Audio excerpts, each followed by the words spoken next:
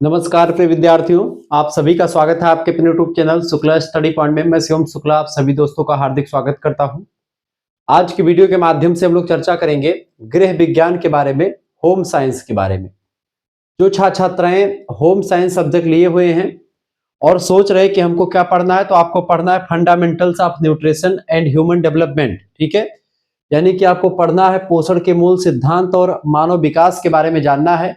BA के प्रथम वर्ष प्रथम सेमेस्टर में अगर आप हैं तो आपको यही पढ़ना है। किसी भी यूनिवर्सिटी के किसी भी कॉलेज में पढ़ रहे हैं, आप इस वीडियो को देख लीजिएगा। इसमें मैंने बहुत सारे महत्वपूर्ण प्रश्नों को शामिल किया है जो कि आपकी परीक्षा में सीधे तौर पर आ सकते हैं। हाय दोस्तों, मैं शिवम शुक्ला आप सभी का हार्दिक स्वागत करता हूं आपके अपने YouTube channel Shukla study point में।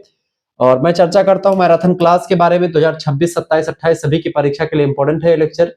ठीक है, तो मोस्ट इंपोर्टेंट प्रश्नों के बारे में चर्चा करेंगे इस वीडियो के माध्यम से। हम 10 अति लघु उत्तरीय प्रश्न, ठीक है, कितने क्वेश्चन चर्चा करेंगे? 10 अति लघु उत्तरीय प्रश्न के बारे में, 8 लघु उत्तरीय प्रश्न के बारे में और 4 दीर्घ उत्तरीय प्रश्न, जो कि पेपर पैटर्न आपका होता है। आप किसी भी यूनिवर्सिटी के किसी भी कॉलेज में पढ़ रहे हैं, जैसे कि राम मनोहर लोहिया अवध विश्वविद्यालय के किसी भी कॉलेज में, वीर बहादुर सिंह पूर्वांचल यूनिवर्सिटी के किसी भी कॉलेज में पढ़ रहे हैं, सिद्धार्थ यूनिवर्सिटी कपिलवस्तु, ठीक है, महात्मा गांधी काशी विद्यापीठ, ठीक है, किसी में पढ़ रहे हैं आप। इसके अलावा आपका CCSU का तो ऑब्जेक्टिव होगा, उसके लिए भी इंपॉर्टेंट ऑलरेडी लेक्चर पहले से पढ़ा हुआ है, 1 साल पहले वाला पेपर देख लीजिएगा। माइनर वालों का भी ऑब्जेक्टिव होगा, उसके लिए भी लेक्चर्स पड़े हुए हैं यूट्यूब पर हमारे, देख लीजिएगा। ठीक है, इसके अलावा आपका हो जाता है मां शाकुंभरी सहारनपुर यूनिवर्सिटी, ठीक है, MJPRU बरेली, ठीक है, MJPRU रोहिलखंड यानी बरेली विश्वविद्यालय। इसके अलावा आपका मां शाकुंभरी सहारनपुर राजा महेंद्र प्रताप सिंह स्टेट यूनिवर्सिटी जो आपकी है वो, ठीक है। इसके अलावा आपका और भी तमाम प्रकार के विश्वविद्यालय में से DDU का ऑब्जेक्टिव होता है, उसके लिए ऑलरेडी मैंने लेक्चर लिया था, तो भी आपका पेपर हो ही चुका है, इसका हो चुका है, ठीक है।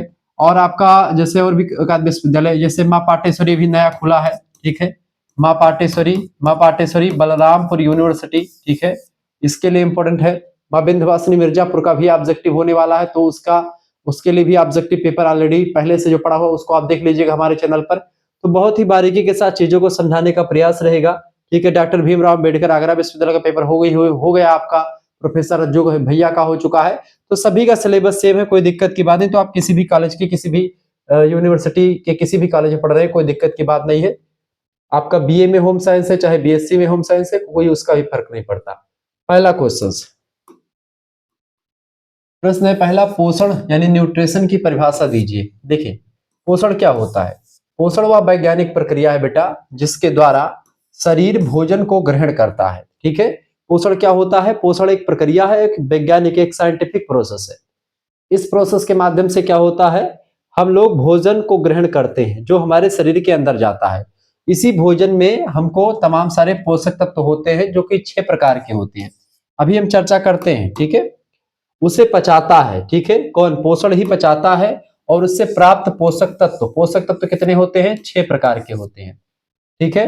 There are 6 type of nutrients, 6 type के न्यूट्रिएंट्स होते हैं। तो पोषक तत्वों का उपयोग शरीर की वृद्धि के लिए कौन सा पोषक तत्व जरूरी होता है? जैसे कि प्रोटीन जो होता है हमारे शरीर की वृद्धि करता है, तो हमारे पोषक तत्व जो प्रोटीन जो है हमारे शरीर की वृद्धि करता है। जो ऊतक होते हैं, टिश्यू, उनकी मरम्मत करता है, नए ऊतकों का निर्माण करना हो तो प्रोटीन ही करता है। प्रोटीन को बॉडी बिल्डिंग भी कहा जाता है, जो कि बॉडी बिल्डिंग का काम करता है, वो बॉडी को बनाता है, ठीक है, मांसपेशियों की वृद्धि करता है। महिलाओं को और बच्चों को खास करके प्रोटीन्स की ज्यादा जरूरत पड़ती है। इसके अलावा मरम्मत की बात की, मरम्मत किसकी? ऊतकों की टूट फूट की मरम्मत, कहीं पर आप चोट लग जाती है तो उसकी मरम्मत करना। ऊर्जा कौन देता है? कार्बोहाइड्रेट देता है, ठीक है। कार्बोहाइड्रेट आपको क्या देता है? ऊर्जा देता है, ये बात आप ध्यान रखेंगे। तो कार्बोहाइड्रेट शरीर को ऊर्जा देता है। इसके अलावा विटामिन और खनिज लवण, ये आपके शरीर के रोगों से रक्षा करते हैं। और जल आपके शरीर को नियंत्रित रखता है, तापक्रम को। इस तरीके से 6 पोषक तत्व होते हैं, उनका जो है एक प्रकार से भोजन के माध्यम से, मतलब उसको हम शरीर में ग्रहण करते हैं, वही पोषण होता है। उन्हीं का एक व्यवस्थित क्रम में ग्रहण करना ही आपका संतुलित आहार कहलाता है। सरल शब्दों में समझे तो हम जो कुछ भी खाते हैं उसका हमारे शरीर में जाकर के रक्त बनता है, हमारे शरीर में खून बनता है उस खाने का, अंगों का विकास हो करना, हमें बीमारियों से बचाना ही पोषण कहलाता है। जैसे कि विटामिन और खनिज लवण जो होते हैं हमारे शरीर की रोगों से रक्षा करते हैं। जैसे कि विटामिन A की कमी से रतौंधी विटामिन बी की कमी से बेरी, विटामिन सी की कमी से स्कर्वी और विटामिन डी की कमी से रिकेट्स यानी सूखा रोग हो जाता है। विटामिन ई की कमी से रोग प्रतिरोधक क्षमता जो होती है, प्रजनन क्षमता आपकी कम हो जाती है विटामिन ई की कमी से। विटामिन के की कमी से चोट आने पर रक्त का थक्का नहीं बन पाता और ऐसी स्थिति में क्या हो जाता है, खून आपका बहता रहता है। ठीक है, तो ये सब विटामिन की कमी से। खनिज लवण जैसे आयोडीन कमी से घेंघा रोग, कम कैल्शियम फास्फोरस की कमी से आपकी हड्डियां और दांत कमजोर हो जाते हैं। ऐसे ही आपका प्रोटीन की कमी से क्वासियोरकर नाम का रोग हो जाता है। ठीक है, और भी तमाम आयरन की कमी से रक्त अल्पता यानी खून की कमी, जिसको आप अंग्रेजी में एनीमिया कहते हैं, वो रोग हो जाता है। तमाम चीजें होती हैं। उदाहरण के रूप में अगर समझने का प्रयास करें इसी चीज को, यदि कोई व्यक्ति दाल, चावल और सब्जियां खाता है तो उसका शरीर उनमें मौजूद जो प्रोटीन, चूंकि आप देखते हैं दाल में प्रोटीन सबसे अधिक मात्रा में पाया जाता है। ठीक है, विटामिन किसमें, जो हरी सब्जियां होती है उसमें विटामिन खूब पाया जाता है। तो इन सभी को सोख करके मांसपेशियों को मजबूत बनाता है। यही पूरी प्रक्रिया पोषण कहलाती है। तो पोषण के दो स्तर होते हैं, एक होता है सुपोषण, सुपोषण को अच्छा पोषण कहते हैं, और एक होता है कुपोषण, जिसको हम खराब पोषण कहते हैं। ठीक है, कुपोषण में क्या होता है, खाना तो आप खाते हैं लेकिन बैलेंस डाइट नहीं करते हैं, जिसमें आप कहीं कार्बोहाइड्रेट ज्यादा खा लिए, कहीं पर कम खा लिए, प्रोटीन कहीं ज्यादा हो गई, कहीं कम हो गई। इसके हिसाब से आपका शरीर स्वस्थ नहीं रहता है। शरीर के स्वस्थ आयु के हिसाब से, आपकी उम्र क्या है, आप कौन सा काम करते हैं, आप महिला हैं कि पुरुष हैं, आपकी उम्र क्या है, इन सभी के हिसाब से आपको भोजन मिलना चाहिए। आपको कितनी कैलोरी की जरूरत है, कितना प्रोटीन चाहिए एक दिन में, कितना आपको कार्बोहाइड्रेट चाहिए, ठीक है, कितना विटामिन चाहिए, कौन सी विटामिन चाहिए, उन सभी की जरूरत होती है। तो उन सभी का अगर बैलेंस तरीके से हम चर्चा करते हैं तो ही होता है आपका सुपोषण, बैलेंस डाइट। अच्छा, कुपोषण क्या होता है, कुपोषण से आप क्या समझते हैं, दूसरा प्रश्न पूछ लिया गया। देखिए, कुपोषण, कु माने बेकार पोषण, लिखेंगे कि जब किसी व्यक्ति के आहार में पोषक तत्वों की मात्रा आवश्यकता से कम या बहुत अधिक हो जाती है, आवश्यकता से कम हो जाए तो भी कुपोषण, और आवश्यकता से ज्यादा हो जाए तो भी कुपोषण की स्थिति होती है। तो इसी स्थिति को कुपोषण कहा जाता है। कुपोषण के दो प्रकार होते हैं, एक होता है अल्प पोषण यानी कि अंडर न्यूट्रिशन, यानी कि इसमें शरीर को जरूरी तत्व जैसे प्रोटीन या ऊर्जा, कैलोरी यानी कार्बोहाइड्रेट नहीं मिल पाता, वसा नहीं मिल पाती, जैसे सूखा रोग हो जाता है इससे, या क्वासियोरकर रोग हो जाता है प्रोटीन की कमी से। कैलोरी नहीं मिलती है तो उससे आप देखते हैं सूखा रोग हो जाता है आपका, विटामिन डी की कमी से आपका सूखा रोग हो जाता है, रिकेट्स रोग हो जाता है। तो ये रोग हो जाते हैं आपको अगर कम पोषण मिलता है तो। एक होता है आपका अति पोषण यानी ओवर न्यूट्रिशन, ये क्या होता है, कुपोषण की दूसरी स्थिति होती है। इसमें क्या होता है, पोषक तत्वों की अधिकता होती है, इसमें पोषक तत्व आपको ज्यादा ही मात्रा में मिल जाते हैं। ठीक है, जैसे अगर आपको ऊर्जा ज्यादा मिल गई, वसा आपको ज्यादा मिल गई, तो आपके अंदर क्या हो जाएगा, चर्बी जम जाएगी, वसा जम जाएगी, आप मोटे हो जाएंगे। ठीक है, आप आवश्यकता से 20% अगर मोटे हो जाते हैं सामान्य स्तर से, तो आप मोटापा रोग से ग्रसित हैं, ओबेसिटी रोग आपको हो जाता है, तो इससे मोटापा रोग हो सकता है। विटामिन की अधिकता से भी आप देखते हैं दिक्कत का सामना आपको करना पड़ सकता है। यानी ना तो ये न्यूट्रिएंट्स ज्यादा मात्रा में लेने से आपके लिए जरूर जो है अच्छा होता है, और ना ही कम मात्रा में। आपकी शरीर की क्या डिमांड है, आपकी बॉडी की क्या मांग है, उसके हिसाब से आपको ग्रहण करना चाहिए पोषक तत्वों को, तभी वो बैलेंस डाइट होता है, संतुलित आहार कहा जाता है। संतुलित आहार जो होता है वह अगर आप लेते हैं तो वही आपका सुपोषण होता है, अच्छा पोषण होता है।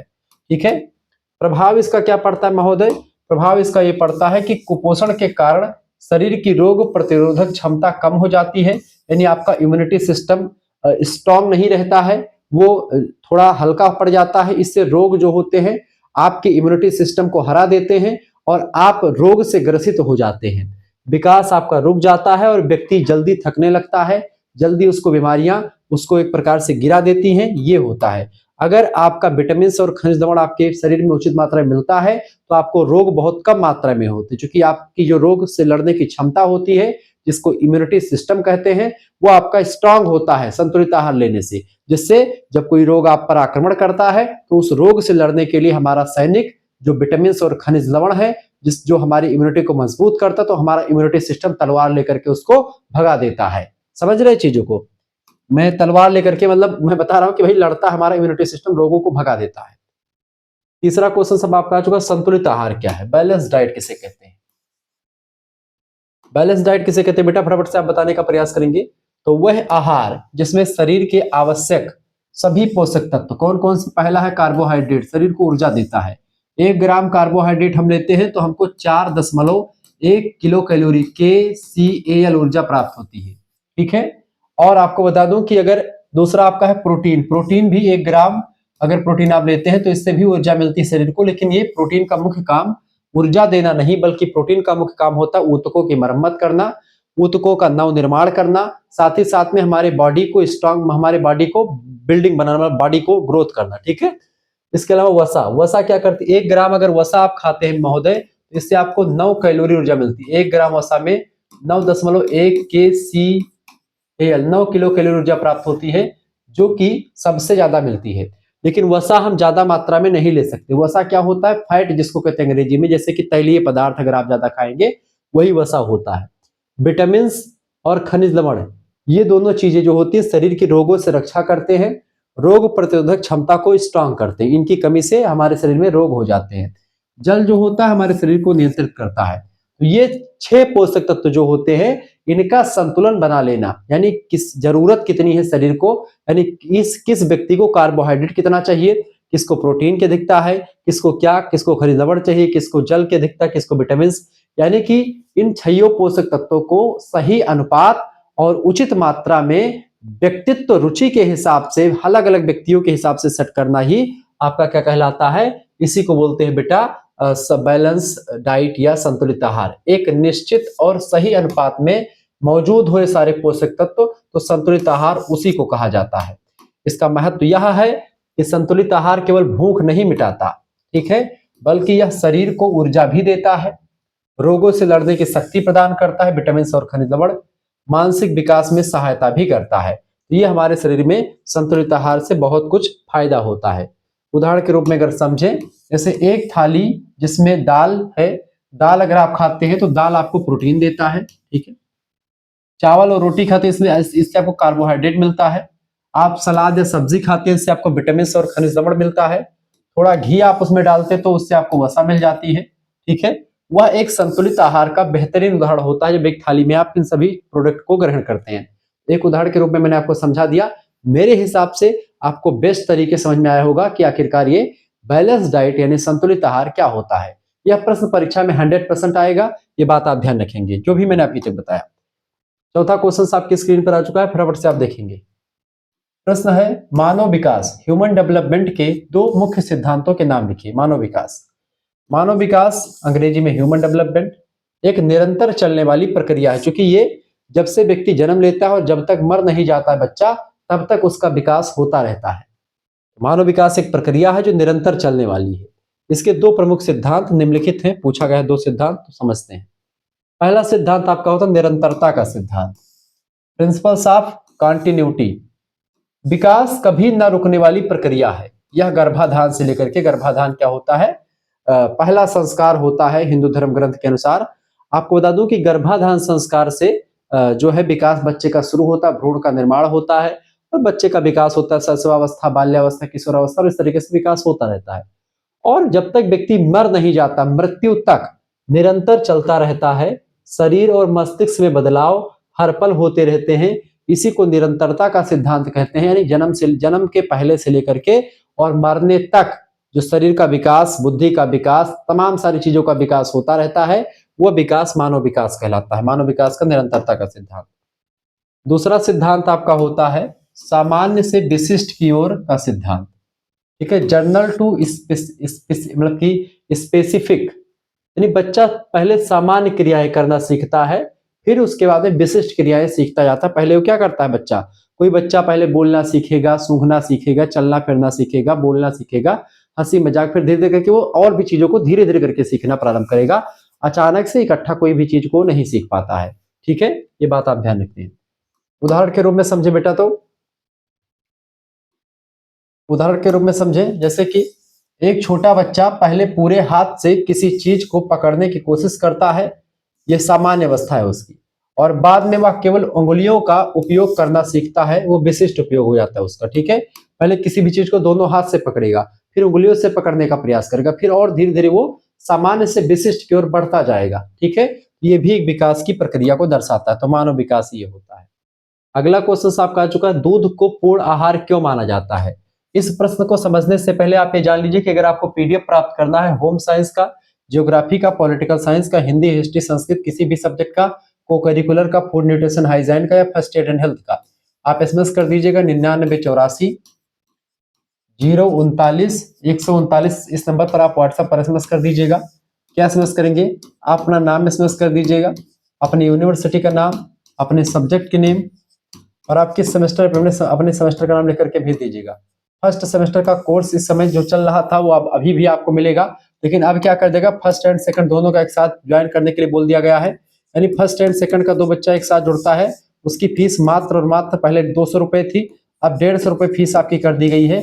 इसमें आपको पीडीएफ नोट सभी सब्जेक्ट का आपको मिल जाएगा, ज्योग्राफी, पॉलिटी, हिंदी, हिस्ट्री सभी का आपको मिल जाएगा। ठीक है, इसके साथ साथ आपके लिए व्यवस्था क्या क्या है, यहाँ पर आपको लाइव क्लास वाले ग्रुप से जोड़ा जाएगा, आपको वीडियो लेक्चर्स मिल जाएंगे, ठीक है, पीडीएफ नोट्स मिल जाएगा, सभी सब्जेक्ट का आपको चीजें मिल जाएंगी।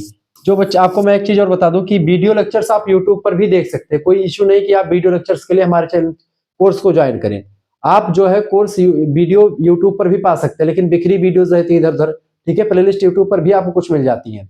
लेकिन जब आप हमसे जुड़ते हैं तो आप व्हाट्सएप ग्रुप में जुड़ते हैं, वहां पर आपको स्पेसिफिक चीजें मिलती रहती है, सब कुछ चीजें आपको वहां पर प्रोवाइड करवाई जाती है, तो इस तरीके से आपका बड़ा फायदा होता है इससे। ठीक है, तो फर्स्ट एंड सेकंड सेमेस्टर के सभी सब्जेक्ट आपके मिलते रहते हैं 150 रुपए में, और साथ ही साथ में सेकंड सेमेस्टर तक आपकी पूरी क्लास जो 6 महीने तक की आपकी क्लास होगी उसमें आपको जोड़ा जाएगा। सभी सब्जेक्ट के chapter wise PDF notes, model paper, revision class, marathon class सब कुछ मिलेंगे। मेरे हिसाब से आपको 150 वाला कोर्स ज्वाइन कर लेना चाहिए। और जो बच्चे केवल फर्स्ट सेमेस्टर का पीडीएफ प्राप्त करना चाहते हैं उनकी फीस 100 रुपए है। फर्स्ट सेमेस्टर के सभी सब्जेक्ट का पीडीएफ मिल जाएगा विथ को करिकुलर, ठीक है, यानी को करिकुलर में फर्स्ट एड एंड हेल्थ या फूड न्यूट्रिशन का 5 से 6 प्रैक्टिस सेट दोनों का आपको मिल जाएगा, 5-5, 6-6 प्रैक्टिस सेट, ठीक है, जिसमें 500-500, 600 क्वेश्चन होंगे ऑब्जेक्टिव के, तो वो सब आपकी पूरी व्यवस्था है। लेकिन मेरे हिसाब से आपके लिए 6 वाला कोर्स ज्यादा, मतलब कि फिर जो है फर्स्ट एंड सेकंड दोनों का कोर्स वाला ज्यादा बेटर है, 150 वाला, तो इसी को आप ज्वाइन कर लीजिए। कैसे फीस जमा करनी, जैसे आप इस नंबर पर व्हाट्सएप पर एसएमएस करेंगे, ध्यान रखेंगे आपके लिए पूरी सिक्योरिटी रखी गई है, यानी कि अगर आप गर्ल्स हैं तो गर्ल्स के लिए आपके लिए अलग व्यवस्था है, गर्ल्स ग्रुप की व्यवस्था है, वहां पर आप जुड़ सकती हो। तो आपको जिस नंबर से जुड़ना हो उसी नंबर से एसएमएस कीजिएगा।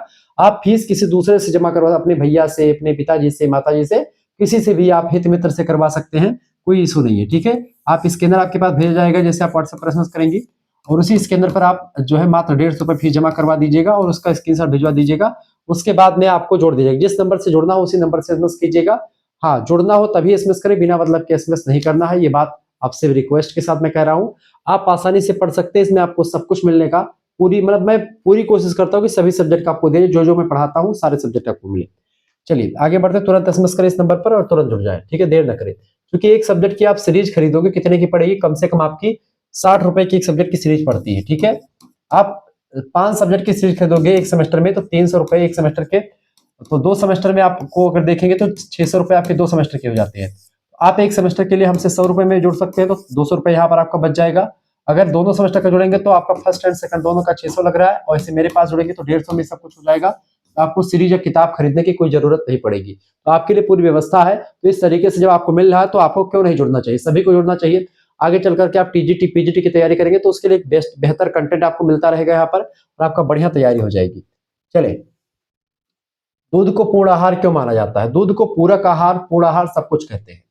दूध को प्रकृति का सबसे पौष्टिक उपहार माना जाता है, क्योंकि इसमें शरीर के लिए आवश्यक लगभग सभी पोषक तत्व जो होते हैं दूध में पाए जाते हैं। दुनिया के सारे पोषक तत्व आपके पाए जाते हैं, मात्र एक चीज को छोड़ करके, दूध में मात्र एक चीज नहीं पाया जाता है। वैसे दूध में आयरन की कमी होती है, यानी कि लौह तत्व इस दूध में नहीं पाया जाता, और ना ही दूध में विटामिन सी पाई जाती है।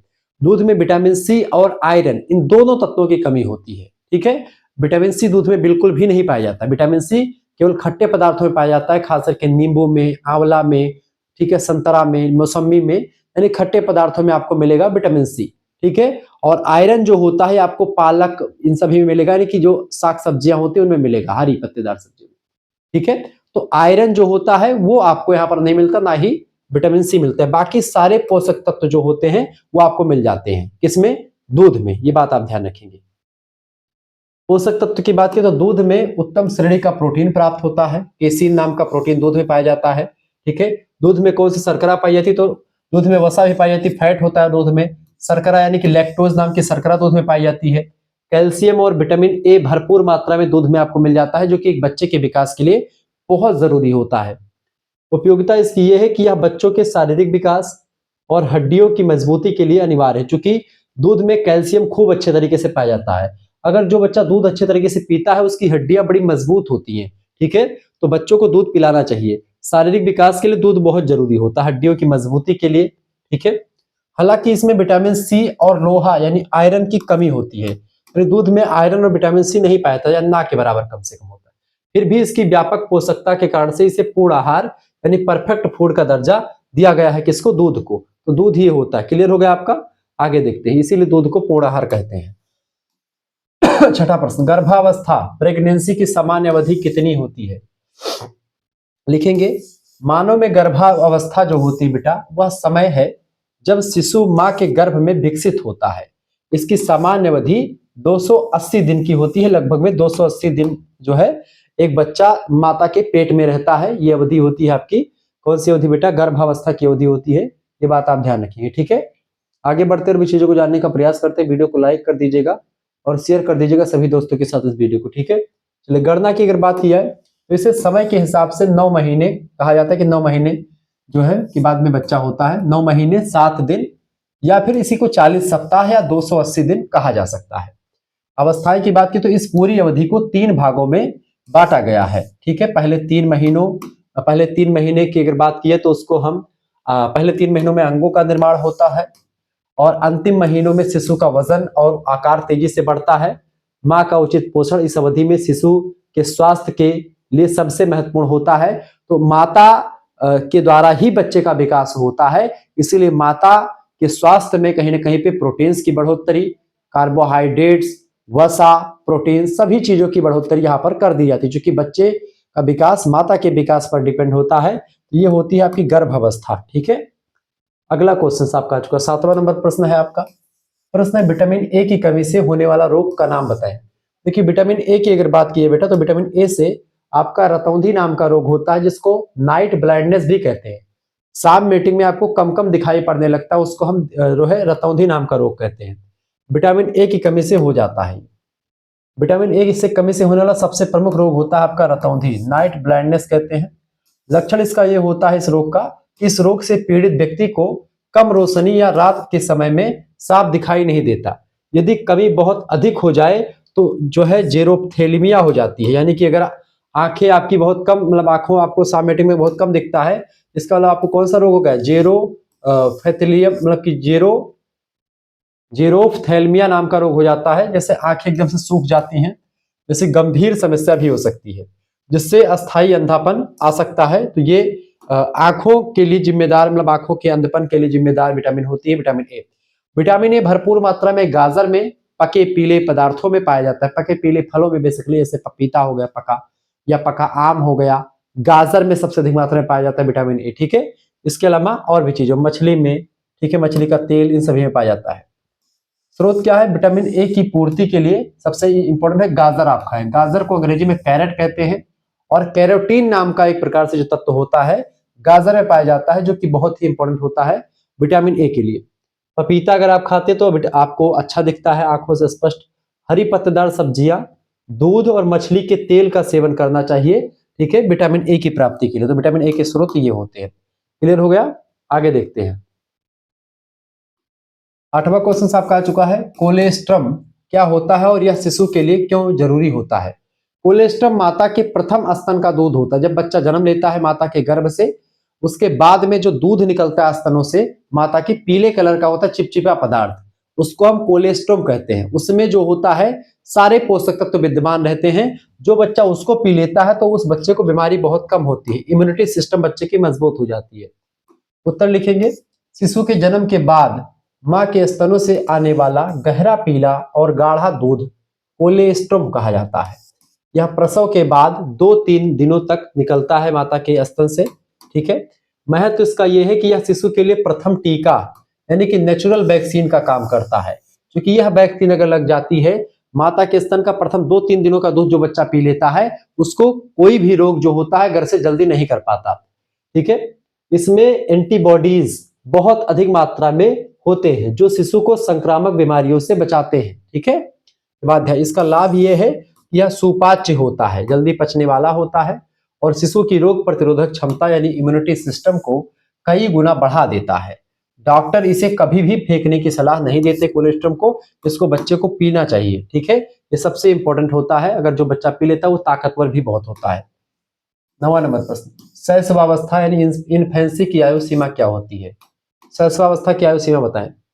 देखिए, जन्म से लेकर के 2 वर्ष तक की आयु को सामान्यतः शैशवावस्था के नाम से जानते हैं। कुछ विद्वान इसे जन्म से लेकर के 1 वर्ष तक ही मानते हैं, लेकिन विकास के नजरिए से देखें तो 2 साल तक का समय इसमें शामिल होता है। विशेषताओं की बात की तो विशेषताएं, इस अवस्था में शारीरिक वृद्धि की गति बहुत तीव्र होती है। बच्चा पूरी तरह से दूसरों पर निर्भर होता है। वह अपनी इंद्रियों जैसे आंख, कान, स्पर्श के माध्यम से दुनिया को समझना शुरू करता है। इस काल में किया गया उचित पोषण और प्यार बच्चे की पूरे भविष्य की नींव रखता है। तो शैशवावस्था में अगर बच्चे का अच्छा पोषण हो जाता है, बच्चे का अच्छा देख रेख हो जाती है, तो वह बच्चा आगे चल करके बहुत आगे जाता है। 10वां क्वेश्चन आप देखते हैं। प्रश्न है, ऊर्जा देने वाले 2 प्रमुख पोषक तत्वों के नाम बताएं। देखिए, शरीर को दैनिक कार्य करने के लिए ईंधन की आवश्यकता होती है। उसी ईंधन को ऊर्जा कहा जाता है, जो मुख्य रूप से निम्नलिखित 2 तत्वों से प्राप्त होती है। ईंधन किससे प्राप्त होता है? फ्यूल हमको तो हमको प्राप्त होता है कार्बोहाइड्रेट से और वसा से, प्रोटीन से भी हमको मिल जाता है। सबसे पहला इंपॉर्टेंट होता है आपका कार्बोहाइड्रेट। यह ऊर्जा का सबसे सस्ता और प्राथमिक स्रोत होता है। उदाहरण के रूप में जैसे हम गेहूं खाते हैं, गेहूं की रोटी, तो उससे ऊर्जा मिलती है। चावल खाते हैं, आलू की सब्जी खाते हैं, हम चीनी खाते हैं, केला खाते हैं, सभी से हमको शरीर में क्या मिलती है? ऊर्जा मिलती है। दूसरा ऊर्जा का स्रोत होता है वसा यानी कि फैट्स। यह कार्बोहाइड्रेट की तुलना में दुगनी ऊर्जा देता है, यानी कि 1 ग्राम अगर वसा आप ग्रहण करते हैं तो आपको 4 कैलोरी ऊर्जा मिलती है। ठीक है, 4 कैलोरी ऊर्जा प्राप्त होती है, किलो कैलोरी। जबकि 1 ग्राम वसा खाने से, 1 ग्राम वसा खाने से क्या होता है बेटा? 1 ग्राम वसा में आपको 9 कैलोरी ऊर्जा प्राप्त होती है। ठीक है, कहने का मतलब यह है कि दुगनी ऊर्जा आपको प्राप्त होती है। क्योंकि दुगनी ऊर्जा प्राप्त होती है, लेकिन वसा ज्यादा नहीं खाई जाती, वसा बहुत कम ग्रहण की जाती है। इसीलिए सबसे अधिक मात्रा में अगर ऊर्जा शरीर को कोई देता है तो आपका कार्बोहाइड्रेट देता है। वसा कुछ ही ऊर्जा देता है, लेकिन प्रति ग्राम के हिसाब से सबसे अधिक मात्रा में ऊर्जा वसा ही देता है। 1 ग्राम में ज्यादा मतलब ज्यादा ऊर्जा वसा में होती है। ठीक है, दुगना ऊर्जा पाई जाती है, लेकिन इसका पाचन धीमा होता है। उदाहरण के लिए इसे घी, तेल, मक्खन, सूखा मेवा, ये सब आपके वसा के अच्छे उदाहरण होते हैं। ठीक है, ध्यान रखिए। महत्व की अगर बात की है तो कार्बोहाइड्रेट तत्काल ऊर्जा देता है, जबकि वसा शरीर में भविष्य के लिए ऊर्जा जमा करके रखता है। ठीक है, तो वसा क्या करता है? शरीर में भविष्य के लिए ऊर्जा जमा करके रखता है, और कार्बोहाइड्रेट अगर आप ग्रहण करते तो ये तत्काल में ऊर्जा देने का काम कर देता है। क्लियर? ये बात आप ध्यान रखें। आगे बढ़ते हुए चीजों को जानने का प्रयास करते हैं। अब लघु उत्तरीय प्रश्न आपकी परीक्षा की दृष्टि से इंपॉर्टेंट जो आ चुके हैं आपके स्क्रीन पर, सभी लोग देखने का प्रयास करेंगे। ठीक है, वीडियो को लाइक कर दीजिएगा, चैनल पर नए हैं तो सब्सक्राइब भी कर दीजिएगा। चलिए, खंड बा लघु उत्तरीय प्रश्न। अब 10 अति लघु उत्तरीय आपके हो गए। अब लघु उत्तरीय प्रश्नों की श्रृंखला आपकी आ चुकी। पहला प्रश्न लघु उत्तरीय का, भोजन के विभिन्न कार्यों, खास करके शारीरिक कार्य, मनोवैज्ञानिक कार्य और सामाजिक कार्य, भोजन के इन तीनों कामों का सविस्तार वर्णन कीजिए। देखिए, भोजन केवल पेट भरने का साधन नहीं होता है, बल्कि यह हमारे जीवन का आधार होता है। गृह विज्ञान के अनुसार अगर देखें तो भोजन के कार्यों को 3 प्रमुख भागों में बांटा जाता है, जो मैंने आपको बताया। कौन कौन से कार्य होते हैं बेटा? पहला कार्य होता है शारीरिक कार्य, यानी कि साइकोलॉजिकल फंक्शन। देखिए, ऊर्जा प्रदान करना सबसे पहला काम होता है शरीर को, भोजन का। शरीर को सांस लेने के लिए, चलने के लिए, शरीर के और कार्य करने के लिए ऊर्जा की जरूरत पड़ती है, फ्यूल की जरूरत पड़ती है। वो हमको कौन देता है? भोजन ही देता है। तो भोजन का पहला काम, कार्बोहाइड्रेट और वसा यह ऊर्जा का प्रदान करते हैं। वैसे प्रोटीन भी ऊर्जा देता है, लेकिन मुख्य काम प्रोटीन का ऊतकों की मरम्मत करना होता है। दूसरा, तंतुओं का निर्माण एवं मरम्मत करना। प्रोटीन शरीर की वृद्धि करता है और प्रतिदिन होने वाली टूट फूट की मरम्मत भी करता है। तो प्रोटीन्स जो होते हैं हमारे शरीर की जो है निर्माण करते, वृद्धि करते हैं, और प्रतिदिन होने वाली जो टूट फूट होती है हमारे ऊतकों की, उनकी मरम्मत भी प्रोटीन के द्वारा ही होता है। तो ये भोजन में ही मिलता है प्रोटीन वगैरह। तो इस शरीर का काम मतलब शारीरिक कार्य हो गया भोजन का। ठीक है, रोगों से रक्षा करता है, जैसे कि विटामिन और खनिज लवण शरीर की रोग प्रतिरोधक क्षमता को, इम्यूनिटी सिस्टम को बढ़ाते हैं। तो ये भी भोजन में पाया जाता है, विटामिन और खनिज लवण, खास करके हरी पत्तेदार सब्जियों में। ठीक है, और सलाद वगैरह में, फलों में पाए जाते हैं क्या? विटामिन और खनिज लवण। तो इसलिए आप यहाँ पर ध्यान रखेंगे कि रोगों से रक्षा हमारे शरीर की, टूट फूट की मरम्मत और शरीर का निर्माण और शरीर को ऊर्जा देने का काम, ये सब भोजन के द्वारा ही होता है। तो भोजन का शारीरिक काम ये होता है। अब दूसरा काम है भोजन का शारीरिक मनोवैज्ञानिक कार्य, साइकोलॉजिकल फंक्शंस। देखिए, भोजन हमारी मानसिक संतुष्टि से जुड़ा हुआ है। अपनी पसंद का भोजन करने से मन प्रसन्न होता है और तनाव कम होता है। जैसे कि माँ के हाथ का खाना सुरक्षा और स्नेह का अनुभव कराता है। जब आप कहीं पर बाहर रहते हैं और अपना खुद बना करके खाते हैं, वो आपको बहुत ज्यादा कष्टदायी होता है। लेकिन जब एक आध दिन छुट्टी में आप घर पे आते हैं और अपने घर का खाना, माता जी के हाथ का बना हुआ खाना खाते हैं, आप प्रसन्न हो जाते हैं और आपको लगता है एकदम से खुशी, क्योंकि माँ का प्यार उस खाने के साथ आपको मिल रहा है, माता का प्यार परोसा जाता है। ये बात ध्यान रखेंगे। होटल का खाना उतना अच्छा नहीं लगता जितना एक माँ के हाथ का प्यार से बना हुआ भोजन लगता है। भोजन जो होता है पुरस्कार के रूप में भी प्रयोग किया जाता है। जैसे बच्चे को अच्छा काम करने पर चॉकलेट देना, ये भी एक प्रकार से क्या होता है, मनोवैज्ञानिक तरीका होता है। वो बच्चा खुश हो जाता है और वो काम करता है। साइकोलॉजिकल कार्य भी होता है। अच्छा भोजन करने से आपका मानसिक स्वास्थ्य भी डेवलप होता है, क्योंकि हेल्थ इज वेल्थ। अगर हेल्थ आपका सही है तो धन तो आता जाता रहेगा, ठीक है।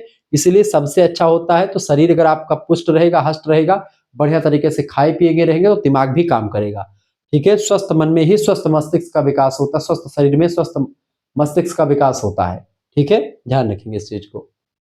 तीसरा काम होता है सामाजिक काम भोजन का। ये सामाजिक कार्य, सोशल फंक्शन। भोजन समाज को जोड़ने का काम करता है। जैसे किसी त्योहार में, शादियों में, उत्सवों पर सामूहिक भोज आपसी रिश्तों को मजबूत करते हैं। जैसे कि मुंडन, ठना, 13वीं संस्कार, यहाँ तक कि सुख दुख में सब में भोजन की व्यवस्था होती है। 4 आदमी इकट्ठा होते तो भोजन के लिए उनकी प्रबंध किया जाता है। इस तरीके से आप देखते हैं हर एक सिस्टम जो बना हुआ है ये आपके लिए बड़ा जबरदस्त है, क्योंकि इसमें क्या होता है, भोजन आप करते हैं, भोजन के माध्यम से 4 आदमी बैठ करके बातचीत भी करते हैं। ये सब चीजें होती है। सामूहिक भोज आपसी रिश्तों को मजबूत करते हैं। सामाजिक कार्य भी भोजन करता है। यह आतिथ्य सत्कार का प्रतीक है भोजन। जब हम किसी के साथ बैठ करके खाना खाते हैं तो यह दोस्ती और मेल जोल को बढ़ाता है और हमारे लगाव बढ़ता है। अगला क्वेश्चन आपका आ चुका, दूसरा नंबर प्रश्न है, वृद्धि यानी ग्रोथ और विकास यानी डेवलपमेंट में मुख्य अंतर क्या है, स्पष्ट कीजिए। देखिए, सामान्य बोलचाल में हम वृद्धि और विकास को एक ही मान लेते हैं, लेकिन विकास परक मनोविज्ञान में इनमें गहरा अंतर होता है, ठीक है। तो सामान्य बोलचाल में हम वृद्धि और विकास को एक मानते हैं, लेकिन वृद्धि शरीर की वृद्धि होती है और विकास जो होता है वो चौमुखी होता है। यानी विकास, वृद्धि, विकास बड़ा पार्ट होता है, विकास व्यापक होता है, वृद्धि छोटी होती है। वृद्धि में केवल शरीर के अंगों का विकास होता है, जैसे लंबाई का बढ़ना, मोटाई का बढ़ना, ठीक है, ये सब आपका वृद्धि होता है। जबकि विकास होता है आपका आपके शारीरिक विकास, मनोवैज्ञानिक विकास, सामाजिक विकास, संज्ञानात्मक विकास, सारे विकास को आप विकास कह सकते हैं। वृद्धि क्या होती समझे। ग्रोथ, शारीरिक पक्ष। देखिए, वृद्धि का संबंध केवल शरीर के अंगों के आकार का बढ़ना, भार और ऊंचाई के बढ़ने से होता है, ठीक है। भार आपका बढ़ रहा है, ऊंचाई बढ़ रही है और आकार आपका बदल रहा है, बढ़ रहा है, ये आपका ग्रोथ होता है, वृद्धि होती है। मापन, इसे इंच के द्वारा माप सकते हैं आप ग्रोथ को, कितना बढ़ रहा है, सेंटीमीटर के द्वारा, किलोग्राम में आप सटीक रूप से मापा जा सकता है, कितना आज बढ़े हैं आप, कितना आप बढ़े हैं, कितना आपका ग्रोथ कितना हुआ, और 10 साल बाद, 5 साल बाद आपका ग्रोथ कितना हुआ, ये मापा जा सकता है बड़े ही आसान तरीके से। सीमित समय, वृद्धि एक निश्चित आयु यानी परिपक्वता तक ही पहुंच करके रुक जाती है। यानी कि आप जब जब पहुंचते हैं कम से कम 25-30 साल के आसपास पहुंचते हैं तो आपका विकास, वृद्धि रुक जाती है, आपका शरीर जो होता है शारीरिक वृद्धि रुक जाती है। मोटापा को छोड़ करके बाकी आपकी शारीरिक वृद्धि रुक जाती है। संरचनात्मक, यह केवल बाहरी ढांचे में बदलाव करता है, ठीक है, शरीर का केवल हाथ पैर बढ़ता है, आंतरिक पार्ट का नहीं। और दूसरा पॉइंट आपका है विकास। विकास क्या होता है बेटा, डेवलपमेंट लिखें। विकास बहुआयामी होता है। विकास में शारीरिक विकास, मानसिक विकास यानी physical development, mental development, social development and emotional development, संवेगात्मक विकास, सभी प्रकार के परिवर्तन शामिल होते हैं। अवलोकन की बात की है तो विकास को मापा नहीं जा सकता, केवल उसके व्यवहार और कुशलता का अनुभव किया जा सकता है। किसके, ठीक है, विकास। विकास को आप माप नहीं सकते हैं, आप व्यवहार और कुशलता यानी कि स्किल्स और क्षमता, ठीक है, आप बिहेवियर, इन सभी को आप महसूस कर सकते हैं, अनुभव कर सकते हैं।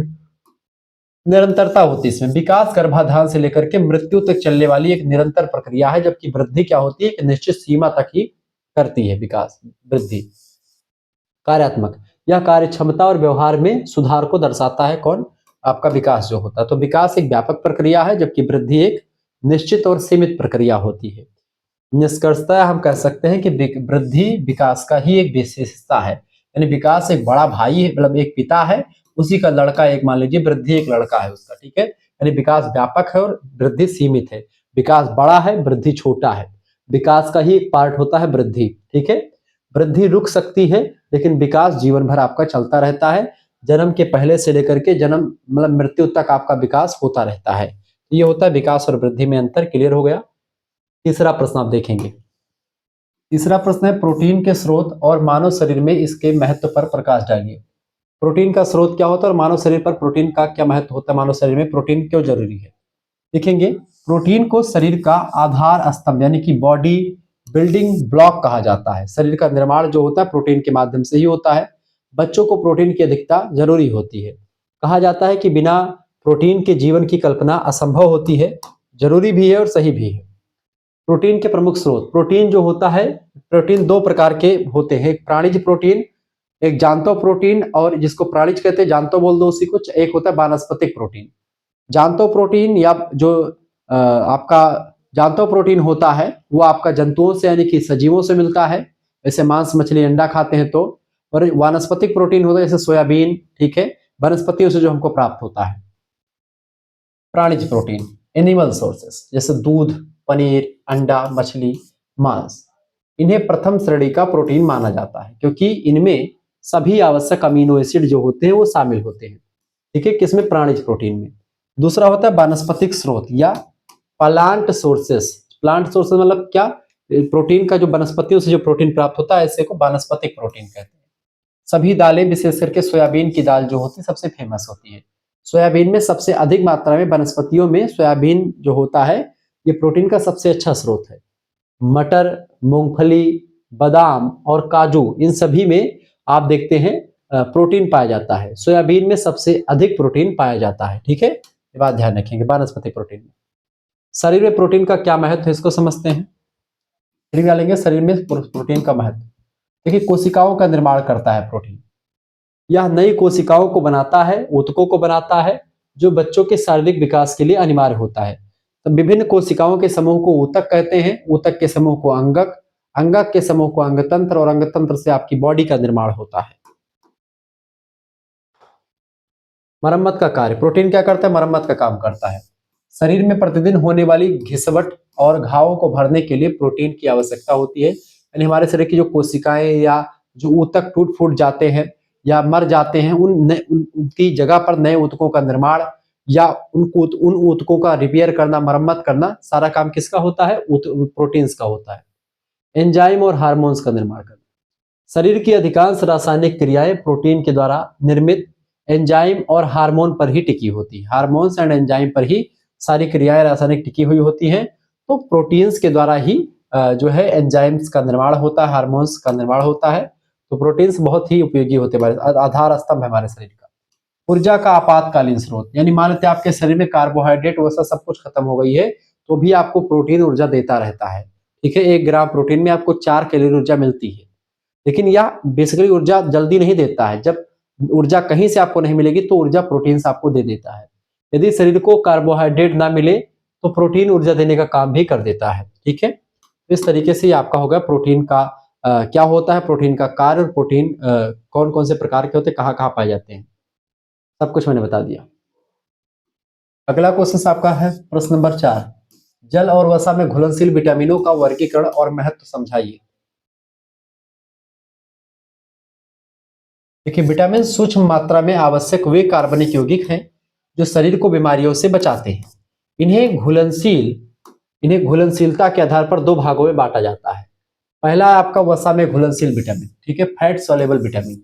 इसकी अगर बात कीजिए बेटा, तो वसा में घुलनशील जो विटामिन होते हैं, वसा जैसे कि जो घी हो गया, तेल हो गया, इन सभी में जो घुल जाते हैं उनको वसा में घुलनशील विटामिन कहते हैं। कुछ विटामिन होते हैं जो जल में घुलते हैं, ठीक है। वसा में घुलनशील विटामिन की अगर सूत्र बताऊं, वसा और जल में, जैसे मान लेते हैं ये डब्बा आपका एक वसा का है, ठीक है, और एक डब्बा आपका जल का हमने रख दिया। तो जल में जो, जैसे जल जो होता है बेटा, इसमें आपका 2 विटामिन घुल जाते हैं, विटामिन बी और विटामिन सी, ठीक है। बी में जितने पार्ट है, B1, B2, B3, B6, B12 ये सारे विटामिन आपके जल में आपको घुल जाएंगे, ठीक है। और आपके सी विटामिन जो होता है, सी मतलब जैसे नींबू आंवला इन सभी का रस आपका जल में घुल ही जाता है तो कोई दिक्कत नहीं, बी और सी घुल जाता है। वसा यानी तेल में आप देखते हैं, जैसे कि इसको ध्यान रखिए, कीड़ा, एक कीड़ा नाम की विटामिन, कीड़ा समझते हैं, ऐसे कीड़ा कैसे लिखते हैं, ऐसे लिख दीजिए कीड़ा, कीड़ा, ठीक है। अब कीड़ा विटामिन यानी कीड़ा से याद रखिएगा, कीड़ा विटामिन यानी कि कीड़ा जो होता है जल में अगर आप डालेंगे तो जल में तैर जाएगा, यानी जल में वो विटामिन जो है घुलेगा नहीं। घुलेगा किसमें, वो वसा में, यानी कि जब आप उसी कीड़े को उठा करके आप एक वसा से यानी तेल से भरे पात्र में डाल देते हैं तो वही कीड़ा जो होता है वो इसमें घुल मिल जाता है, यानी मर जाता है। यानी कीड़ा विटामिन वसा में घुलनशील है, बाकी जितने भी विटामिन आपके बचे हैं सब के सब जल में घुलनशील है। कीड़ा मतलब कि क्या, KEDA यानी vitamin A, vitamin D, vitamin E और विटामिन के, ये 4 विटामिन ऐसे होते हैं जो कि वसा में घुलनशील है। बाकी जितने भी विटामिन आपके बच रहे हैं वो सारे विटामिन आपके जल में घुलनशील होते हैं, बात आप ध्यान रखेंगे, ठीक है। अब आइए समझते हैं, ये विटामिन वसा में घुल जाते हैं और शरीर के यकृत में संचित रहते हैं। पहला है आपका विटामिन ए, जल में वसा में घुलनशील है, आंखों की रोशनी और त्वचा के लिए जरूरी होता है। विटामिन डी जो जल में घुलनशील मतलब वसा में घुलनशील, हड्डियों का निर्माण करता है, हड्डी और दांतों की मजबूती के लिए जरूरी होता है विटामिन डी। रिकेट्स रोग इसकी कमी से होता है। विटामिन ई की बात की, ये भी आपका वसा में घुलनशील है, जल में नहीं घुलता। प्रजनन शक्ति और कोशिकाओं की रक्षा करता है विटामिन ई, ठीक है। इससे आपकी प्रजनन क्षमता कम हो जाती है अगर इसकी कमी होती है तो। विटामिन के, चोट लगने पर रक्त का थक्का जमाना विटामिन के का काम होता है, ठीक है, ये बात आप ध्यान रखेंगे। विटामिन के भी आपका वसा में ही घुलनशील है। दूसरे विटामिन होते हैं जल में घुलनशील विटामिन, वाटर सॉल्युबल विटामिन। ये विटामिन शरीर में जमा नहीं हो पाते हैं और मल मूत्र के माध्यम से ये बाहर निकल जाते हैं क्योंकि जल में घुलनशील होते हैं, इसलिए इन्हें रोज लेना जरूरी होता है, ठीक है। जैसे विटामिन बी और सी आप जो है रोज लेते हैं क्योंकि ये क्या होता है, घुल जाता है, क्योंकि ए विटामिन डी के ई ये सब आपके शरीर में बने रहते हैं क्योंकि वो वसा में घुलते हैं, जल में नहीं घुलते हैं। विटामिन बी कॉम्प्लेक्स, कॉम्प्लेक्स माने विटामिन बी का पूरा B1 B2 B3 B5 B6 B12 ये सब आपके हो जाते हैं। तो यह ऊर्जा उत्पादन और पाचन तंत्र को ठीक रखने के लिए जरूरी होता है विटामिन बी कॉम्प्लेक्स, ठीक है। यह आपका जल में घुल जाता है। Vitamin B C, vitamin C की अगर बात की जाए, यह मसूड़ों, त्वचा और रोगों से लड़ने की शक्ति के लिए अनिवार्य होता है। विटामिन सी आंवला, नींबू, खट्टे पदार्थों में, सिट्रस फलों में बेसिकली पाया जाता है, ठीक है। तो विटामिन बी की कमी से आपका कौन सा रोग होता है, बेरी बेरी नाम का रोग हो जाता है, ठीक है। बेरी बेरी रोग जो होता है वो रोग हो जाता है। विटामिन सी की कमी से स्कर्वी नाम का रोग हो जाता है, ठीक है। स्कर्वी रोग, मसूड़ों में खून आना, त्वचा रोगों से तमाम सारे जो क्षमता होती है वो सब चीजें यहाँ पर आपको दिखाई पड़ती है। तो स्कर्वी रोग विटामिन सी की कमी से। अगला क्वेश्चन 5वां नंबर प्रश्न आपका आ चुका है, किशोर अवस्था, एडोलेसेंस की प्रमुख समस्याओं पर एक विस्तृत टिप्पणी लिखिए। किशोर अवस्था की बात की जाए तो 12 साल से लेकर के 18 साल तक की अवस्था को किशोर अवस्था कहते हैं। इसको संघर्ष और तनाव का तूफान, संघर्ष और तूफान की अवस्था कहा जाता है। इस दौरान किशोरों को कई समस्याओं का सामना करना पड़ता है। जैसे पहली समस्या है शारीरिक परिवर्तन की, हार्मोनल बदलाव के कारण शरीर में तेजी से बदलाव आ जाते हैं जिससे किशोर घबराहट और हीन भावना महसूस कर सकते हैं। तो पहला परिवर्तन किशोर अवस्था में क्या आता है, शारीरिक परिवर्तन खूब होता है, हार्मोनल बदलाव आते हैं जिससे किशोर जो है उस बदलाव में अगर अपने आप को सेट कर ले जाते तो ठीक बात है, नहीं सेट कर पाते तो दिक्कत हो जाती है। दूसरी बात है पहचान का संकट। किशोर अक्सर भ्रमित रहते हैं कि वे बच्चे हैं या बड़े हैं। वे समाज में अपनी एक अलग पहचान बनाना चाहते हैं जिसे आइडेंटिटी क्राइसिस कहा जाता है। खास करके जो 12 साल के बाद के बच्चे होते हैं, 13-14 साल के बच्चे या खास करके 16-17 साल के बच्चे जो बेसिकली कक्षा 10 या 12 में पढ़ रहे होते हैं, ऐसे बच्चे जो होते हैं वो बहुत ज्यादा आप देखते गुंडे भी करते हैं, माता पिता की नहीं सुनते हैं, ठीक है। और इस समय इनके अंदर एकदम से उफान, चरम उत्कर्ष की अवस्था होती है।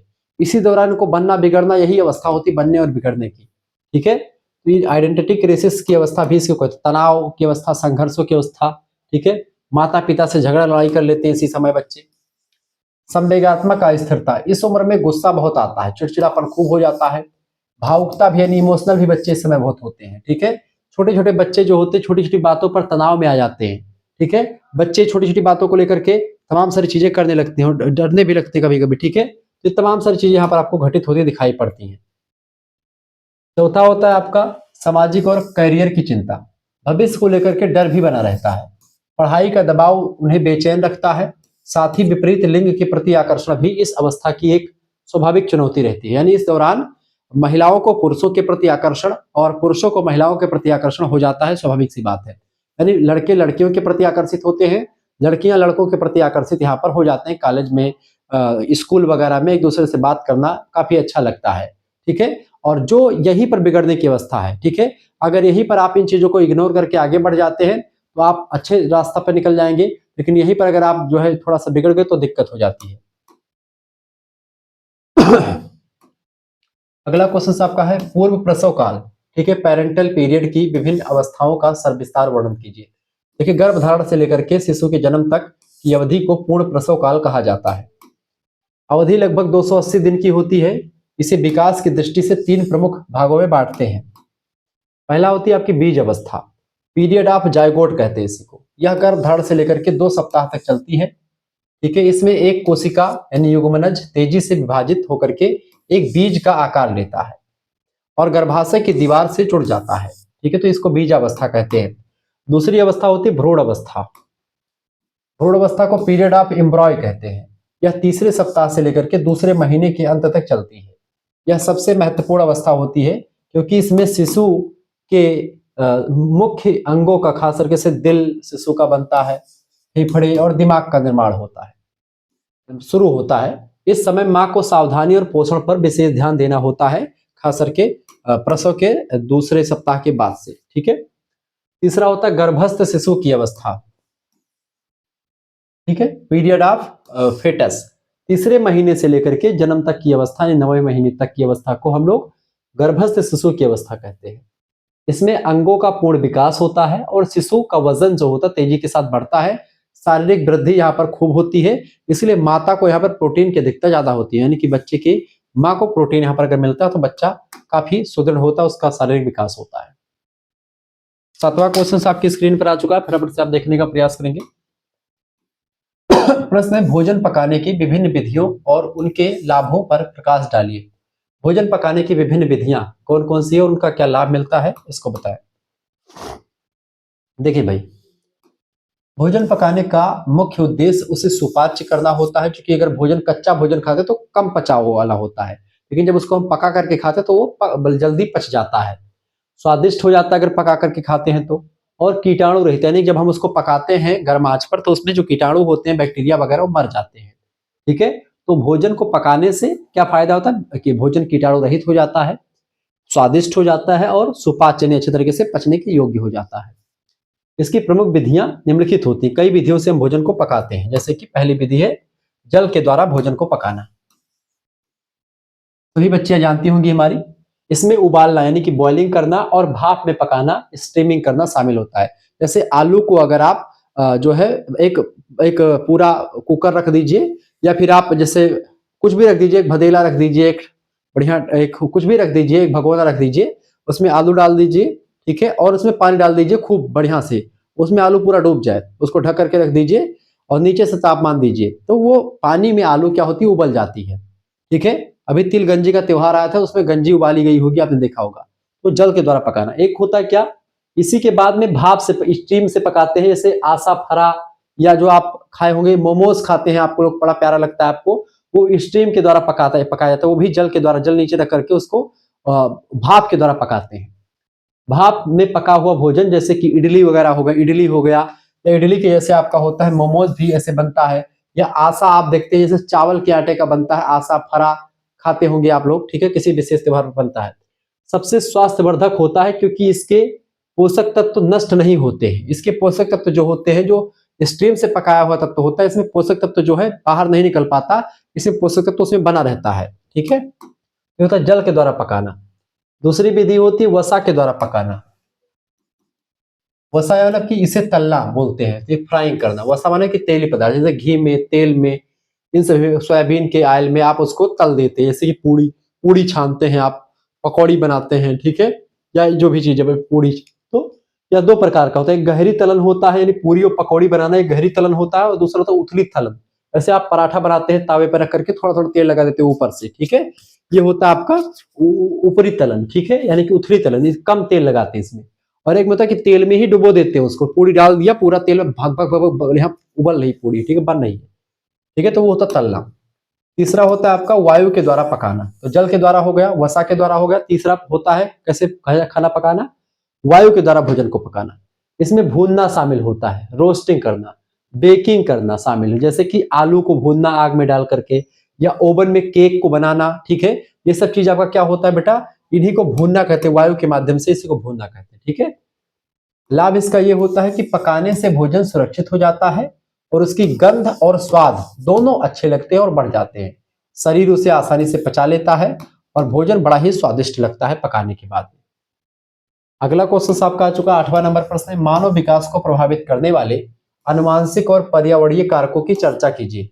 बताइए भाई, किसी भी व्यक्ति का विकास दो प्रमुख कारकों पर निर्भर करता है। तो प्रश्न है मानव विकास को प्रभावित करने वाले कारक। एक होता है अनुवांशिक कारक, समझते हैं, और दूसरा होता है मानव या जो है आपका वातावरणीय कारक, जेनेटिक फैक्टर्स। जो गुण बच्चे को माता पिता से गर्भधारण के समय मिलते हैं वे अनुवांशिक गुण होते हैं। इसमें क्या होता है, शरीर की बनावट आपकी कैसी होगी, आंखों का रंग कैसा होगा, आपकी बुद्धि कैसी है, ये सब आपका जेनेटिक इफेक्ट होता है बच्चों पर, ठीक है। इसके अलावा यह विकास की आधारशिला होती है। और दूसरा होता है आपका कारक पर्यावरणीय कारक, मानव के विकास का, इन्वायरमेंटल फैक्टर्स। जन्म के बाद बच्चा जिस माहौल में रहता है वह उसका पर्यावरण होता है, इन्वायरमेंट होता है। जैसे इसमें बच्चे का पोषण, अच्छा भोजन शारीरिक और मानसिक विकास को गति देता है। अगर भोजन अच्छा नहीं मिलता तो उसकी मानसिक गति, शारीरिक गति धीमी हो जाती है। इसके अलावा पारिवारिक वातावरण, घर का प्रेम और अनुशासन बच्चे के व्यक्तित्व को गढ़ता है, इसलिए घर में प्रेम और अनुशासन भी बना रहता है तो बच्चे का अच्छा विकास होता है। इसके अलावा समाज और शिक्षा, स्कूल और मित्र मंडली बच्चे के सामाजिक विकास में बड़ी भूमिका निभाते हैं, इसलिए ये भी अच्छे अगर हो तो ज्यादा बेटर है। निष्कर्षतः हम कह सकते हैं कि अनुवांशिकता हमें क्षमता प्रदान करती है और पर्यावरण उस क्षमता को निखारने का अवसर हमको देता है। तो पर्यावरण और क्या होता है बेटा, पर्यावरण और अनुवांशिकता दोनों मनुष्य के विकास को प्रभावित करते हैं, दोनों मानव के विकास को काफी हद तक प्रभावित जो है इसको प्रभावित करते हैं, ठीक है, ये बात आप ध्यान रखेंगे। खंडसा की बात की, दीर्घ उत्तरीय प्रश्न आपका आ चुका खंडसा। अब इसके प्रश्नों को हम देखने का प्रयास करते हैं। खंडसा यानी दीर्घ उत्तरीय प्रश्न, बहुत सारे प्रश्न आपके हो चुके हैं। लगभग में आपका 8 लघु उत्तरीय प्रश्न हो चुका है, 10 अति लघु उत्तरीय प्रश्न हो चुका है। अब 4 दीर्घ उत्तरीय प्रश्नों को हम देखेंगे। प्रश्न आपका है पाचन तंत्र, डाइजेस्टिव सिस्टम का सचित्र वर्णन करते हुए बताइए कि शरीर में भोजन का पाचन और अवशोषण कैसे होता है। देखिए पाचन तंत्र, देखिए प्रस्तावना लिखेंगे, सचित्र वर्णन करना है। पाचन वह भौतिक और रासायनिक प्रक्रिया है जिसके द्वारा जटिल और अघुलनशील भोज्य पदार्थों को सरल और घुलनशील तत्वों में बदल दिया जाता है ताकि शरीर की कोशिकाएं उन्हें सोख लेती हैं, ठीक है। तो पाचन वही होता है, अम्ल के द्वारा, HCl के द्वारा उसको ऐसा बना देता है ताकि हमारी कोशिकाएं उसको ग्रहण कर लें और उनका डेवलपमेंट होता है। पाचन तंत्र के मुख्य अंग की बात की जाए, मुख गुहा पहला होता है, माउथ। पाचन की शुरुआत यहीं से होती है। दांत भोजन को पीसते हैं, ठीक है, काटते हैं, चीरते हैं, फाड़ते हैं, घसीटते हैं, कौन भोजन को, दांत हमारे। रंधक, कृदनक, ये सब आपके दांत होते हैं। चबड़क, अंतः चबड़क, मध्य चबड़क, तमाम सारे दांत यह भोजन को कूटते, पीसते, चीरते, फाड़ते सब कुछ करते हैं, ठीक है, पीसते हैं। और लार में यानी सलाइवा में मौजूद टाइलिन एंजाइम स्टार्च को शर्करा में बदल देता है, ठीक है। लार जो होता है यहीं से पाचन प्रारंभ हो जाता है, मुंह से ही। लार जो होती है हमारी सलाइवा, उसमें टाइलिन नाम का एंजाइम होता है। उसी लार में जो एंजाइम होता है टाइलिन, ये स्टार्च नाम की चीजों को क्या कर देता है, शर्करा में बदल देता है। तो पहला पाचन यही शुरू होता है। दूसरा तत्व होता है आपका पाचन तंत्र का दूसरा अंग होता है ग्रास नली, ठीक है। यह एक नली है जो भोजन को मुख से अमाशय तक पहुंचाती है। तो मुख से अमाशय तक जहां पर भोजन जाता है आपका, वहां तक पहुंचाती है, एक नली होती है, उसके माध्यम से खाना अंदर जाता है। तीसरा होता है अमाशय, स्टोमक। यहां भोजन 3 से 4 घंटे रहता है, ठीक है, अमाशय में। जठर रस में मौजूद, जठर रस यहीं पर रहता है, ठीक है। तो उसी जठर रस, जठर अग्नि जिसको कहते हैं, उसमें पेप्सिन नाम का एक प्रोटीन होता है। तो पेप्सिन प्रोटीन का पाचन शुरू होता है, पेप्सिन से प्रोटीन का पाचन शुरू होता है। और हाइड्रोक्लोरिक अम्ल यहीं पर होता है, यानी HCl अम्ल भी होता है। HCl अम्ल और पेप्सिन प्रोटीन ये कीटाणुओं को नष्ट कर देता है। भोजन में जो कीटाणु वगैरह रहते हैं इन सभी को हाइड्रोक्लोरिक अम्ल और पेप्सिन ये सब नष्ट कर देते हैं। ठीक है, कहाँ पर, अमाशय के अंदर ही। ठीक है, फिर इसके बाद में जब अमाशय में सारा चीज एकदम से सेट हो जाता है और सब कुछ प्रोसेस हो जाता है, फिर उसके बाद में भोजन आपका छोटी आंत में प्रवेश करता है, स्मॉल इंटेस्टाइन में। यह पाचन का सबसे मुख्य केंद्र होता है। यहाँ यकृत यानी लीवर जो होता है, वहां से पित्त रस और अग्न्याशय से अग्न्याशय रस आकर के मिलते हैं। यहाँ कार्बोहाइड्रेट, वसा और प्रोटीन का पूर्ण पाचन हो जाता है और यहीं से एक प्रकार से मल बन करके नीचे निकल जाता है और जो हमारे शरीर के लिए उपयोगी पदार्थ होते हैं उनको हम शरीर की कोशिकाओं में भेज देता है। ठीक है, तो ये आपकी छोटी आंत दिखने में छोटी होती है, अब दिखने में बड़ी होती है, लेकिन कहने में इसको छोटा कहा जाता है। बड़ी या छोटी आंत दो होती है, ये होती है छोटी आंत। अब छोटी आंत के बाद में भोजन कहाँ पर जाता है आपका, बड़ी आंत में, लार्ज इंटेस्टाइन। यहाँ पचे हुए भोजन से पानी का अवशोषण होता है, पानी जो होता है खींच ले आता है और अपशिष्ट पदार्थ जो है मलाशय में जमा हो जाता है, मलाशय जहां पर आपका मल इकट्ठा होता है। ठीक है, उत्सर्जन तंत्र के बाद में यहीं से जाता है। तो आप देखते हैं अपशिष्ट पदार्थ जो मलबा होता है, जो एक प्रकार से ठीक है लुगदी होता है, वो आपका मलाशय में चला जाता है और जो जल होता है उसको अवशोषित करके बड़ी आंत जो है वो शरीर के पास भेज देती है।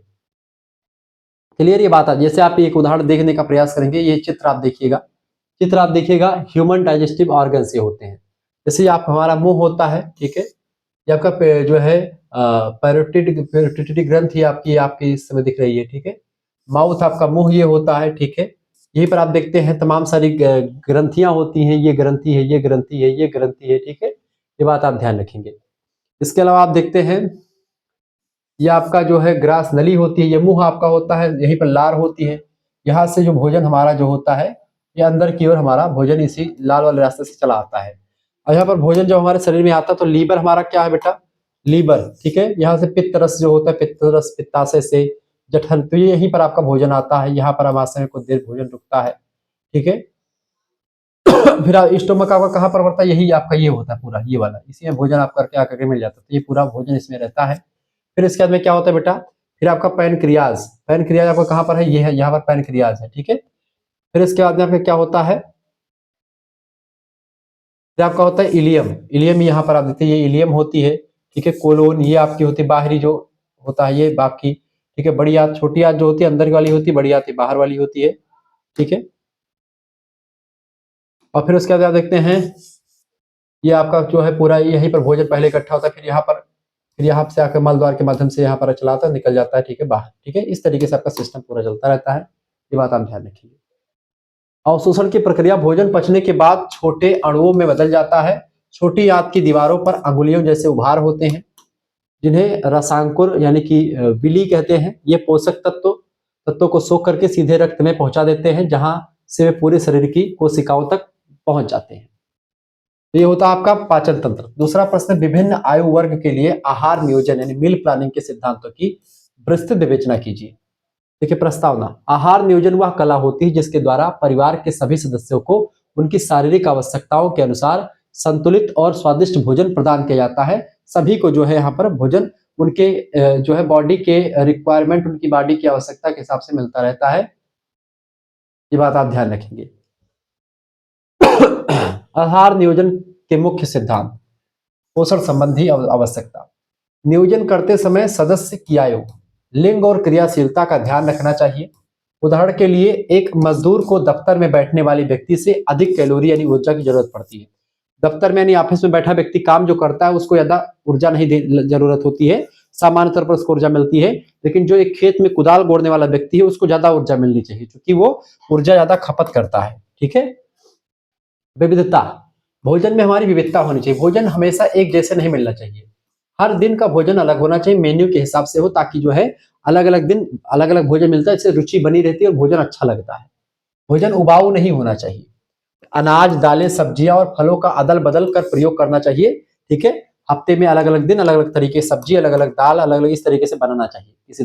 किसी दिन राजमा, किसी दिन छोला, किसी दिन दाल, किसी दिन मटर की दाल, किसी दिन अरहर की, किसी दिन आपकी जो है जो बथुआ की दाल होती बन जाए, किसी दिन उड़द की दाल बन जाए, इस तरीके से बनना चाहिए। सब्जी किसी दिन आलू गोभी, आलू बैगन, किसी दिन घुइया की सब्जी, किसी दिन कुछ की सब्जी, परवल की सब्जी किसी दिन, ठीक है, बैगन की सब्जी किसी दिन, गोभी की सब्जी, ऐसे बन जाए। ठीक है, इसके अलावा आर्थिक स्थिति भी हमको ध्यान में रखनी होती है। महंगे खाद्य पदार्थों के स्थान पर उतने ही पौष्टिक सस्ते विकल्प मौजूद होते हैं, जैसे कि सेब के बजाय आप अमरूद अगर खा लेते तब भी आपको उतनी ऊर्जा मिल जाती है। तो इस तरीके से अगर आप सेब नहीं खरीद सकते तो अमरूद ही खा लीजिए। ये सब पोषक तत्व होते हैं। समय और ऊर्जा की बचत भी यहाँ से होती है। प्रेशर कुकर या आधुनिक उपकरणों का प्रयोग करना चाहिए, जिससे हमारी समय की बचत होती है और ऊर्जा यानी कि हमारे फ्यूल की भी बचत होती है, हमारे गैस कम लगता है, सब कुछ कम लगता है। विभिन्न आयु वर्गों के लिए नियोजन कैसे करते हैं, देखिए। शिशु और बालक, इन्हें वृद्धि के लिए अधिक प्रोटीन की जरूरत पड़ती है, यानी बालकों को और शिशुओं के लिए हड्डियों के निर्माण के लिए कैल्शियम की जरूरत होती है।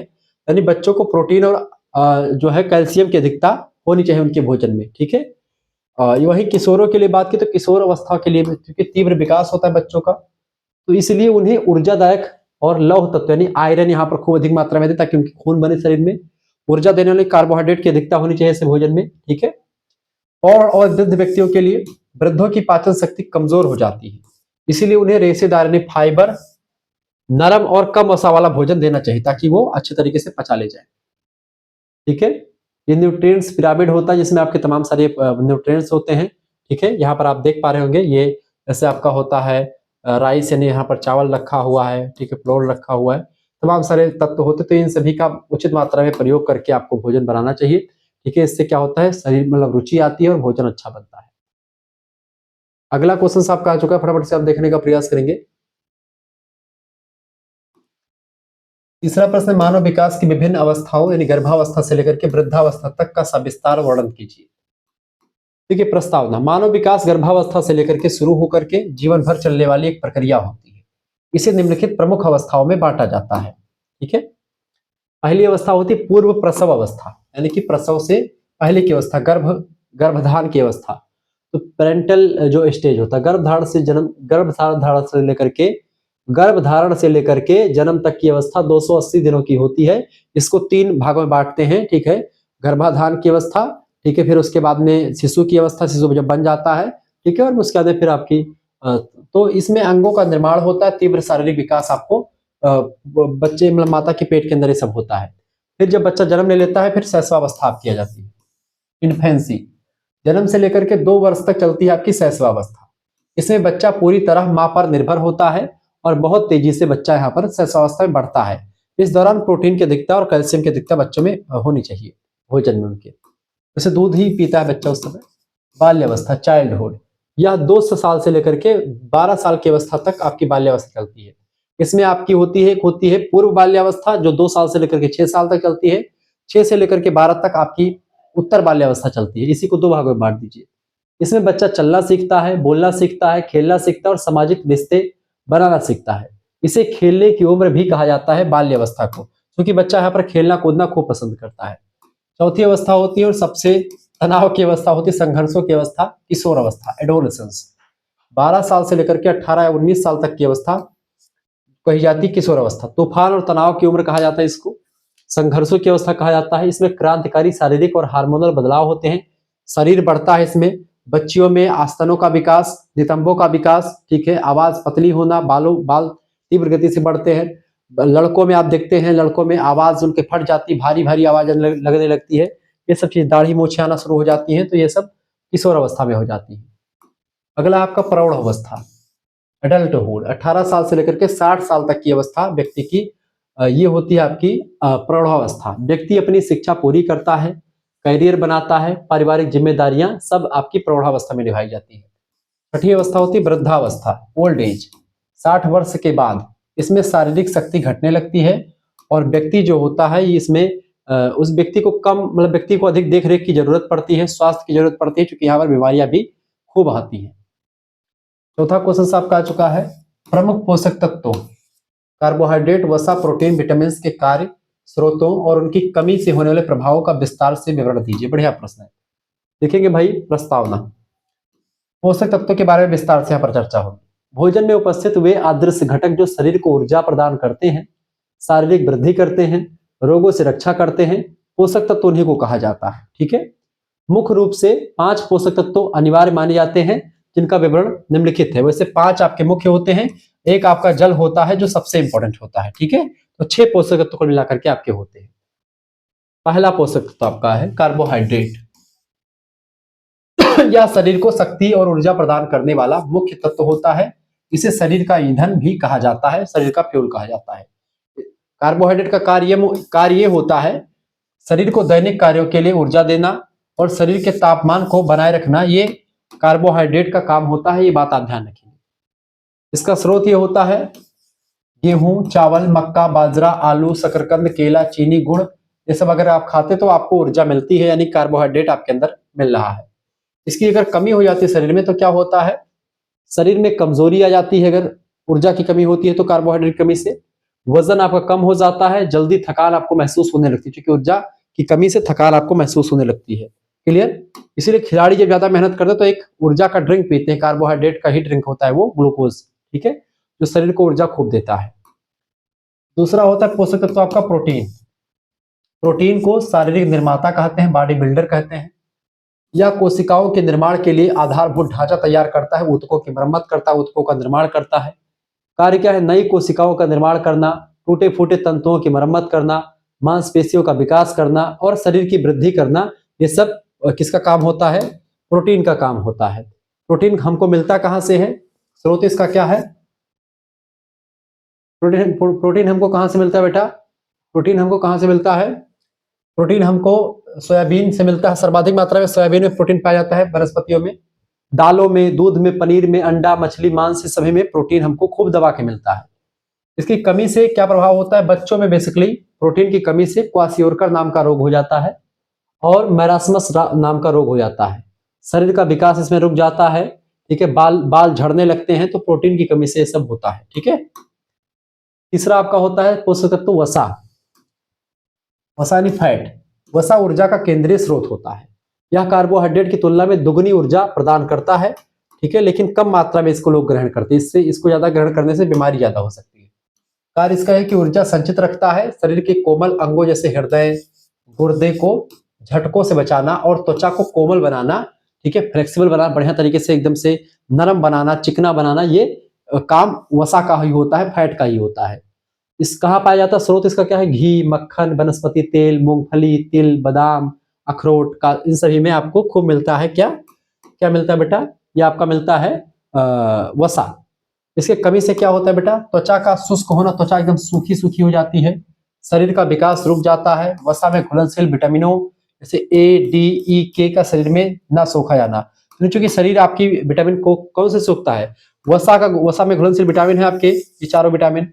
अब जब वसा आपके अंदर रहेगी ही नहीं तो ये विटामिन आपके घुलेंगे नहीं, तो फिर आपकी विटामिन निरर्थक चले जाएगी, मलद्वार के माध्यम से बाहर निकलेगी, कोई मतलब नहीं है। वैसे बाहर नहीं निकलेंगे यानी शरीर में घुलेंगे ही नहीं है, ठीक है।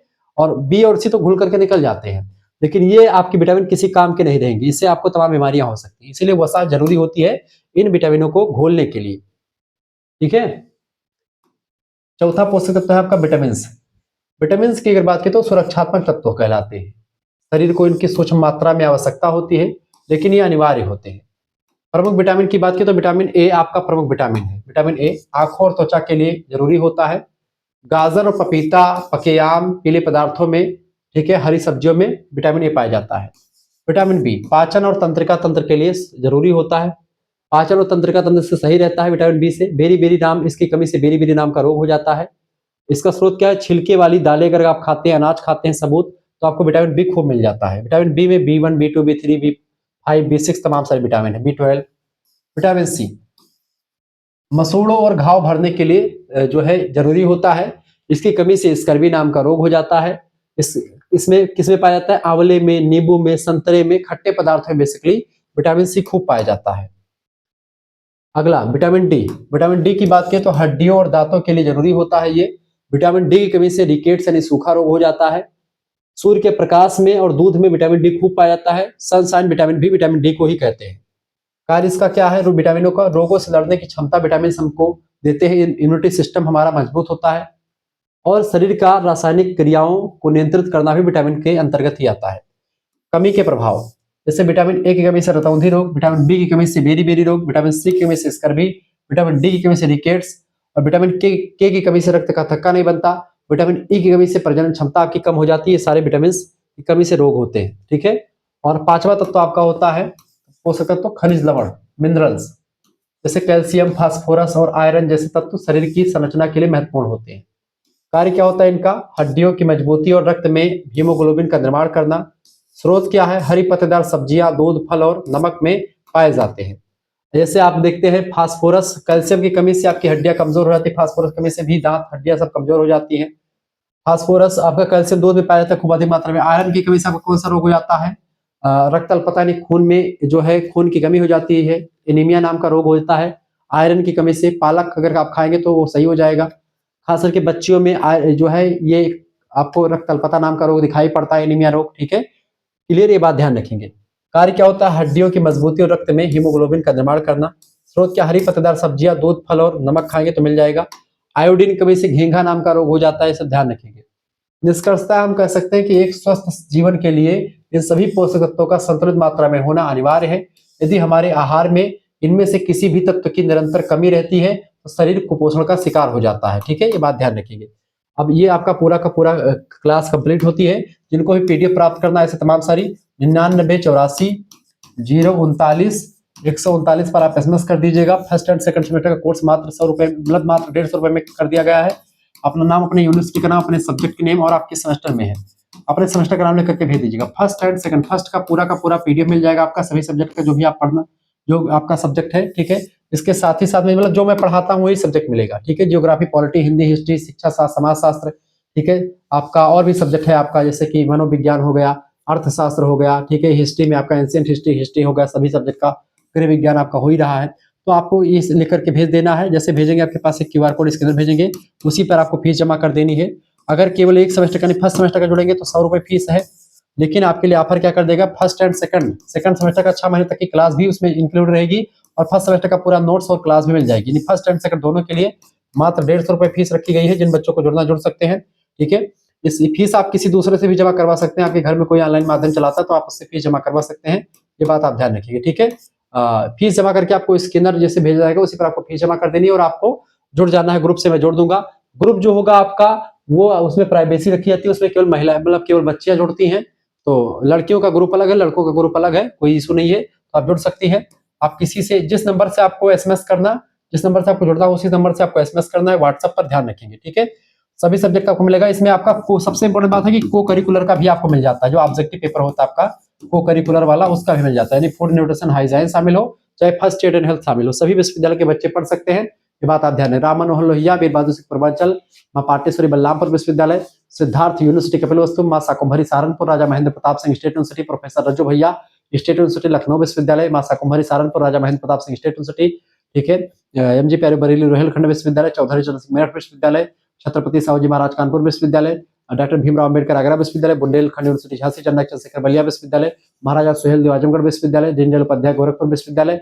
ठीक है, महात्मा गांधी काशी विद्यापीठ, मां विंध्यवासिनी मिर्जापुर विश्वविद्यालय। ऐसे तमाम प्रकार के विश्वविद्यालय जिनका नाम मैं नहीं ले पा रहा हूँ, सभी के बच्चों के लिए इंपॉर्टेंट है। ध्यान रखिएगा, सभी बच्चे जुड़ जाए जल्दी से जल्दी एसएमएस करके। धन्यवाद, मिलते हैं फिर नेक्स्ट वीडियो में। तब तक के लिए जय हिंद, जय भारत। आप सभी का बहुत बहुत धन्यवाद, हमारे जुड़ने के लिए बहुत बहुत धन्यवाद।